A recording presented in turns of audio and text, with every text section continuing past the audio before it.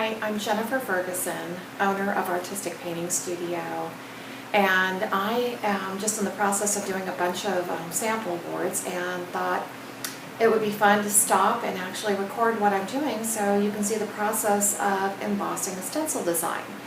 And I'm actually using an old room key from just a hotel that makes a really nice flexible styrene tool to apply the material.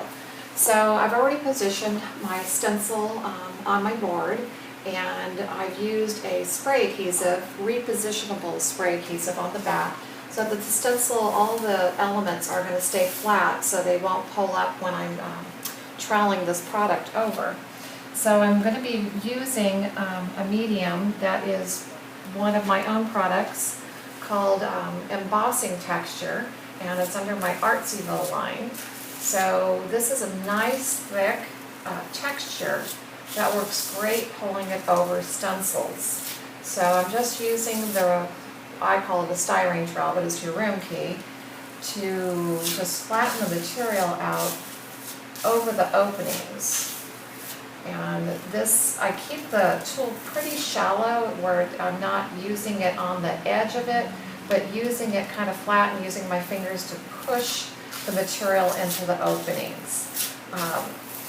Whenever I'm creating an embossed design, I'm creating just the pattern to be raised a little bit. So I'm not looking to create this design to be, really thick. You just want it to be about the actual thickness of the stencil pattern. So the design that I'm working with right here is only a 7 mil thickness. That's the thickness of the actual mylar. And I'm just pulling it over the top, so I'm not trying to build it up too thick.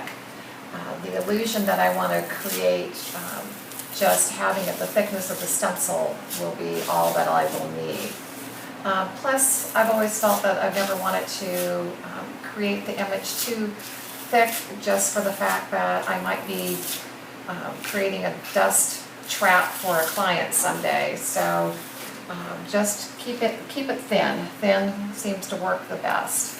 Also, when you are doing this, I try not to overwork the material, so the more that you tend to pull it over the same opening or area over and over again is when it tends to want to get pushed underneath the design, underneath the openings and bleed.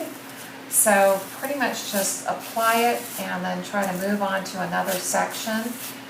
If you want to smooth out any of the marks that whatever tool you are using leaves, and you can come back and just do a real soft pull over the top of that and just knock some of that down.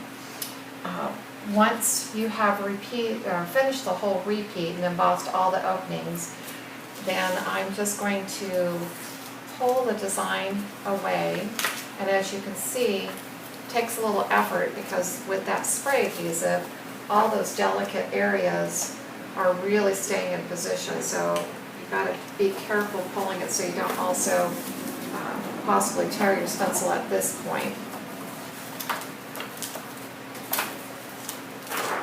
So this is actually the first part of a new design that I'm working on, and this will be part of the rest of Patina collection, doing something new.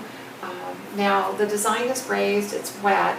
I always recommend letting this completely dry before you do another repeat, because the next repeat is going to come down right below what I've already done, and the mylar would overlap part of the pattern, which could smash it down or kind of ruin it a little bit. So always wait for that to dry, and then you can do the next repeat. I hope you've enjoyed watching this, and I will hope to see you again soon. Thanks.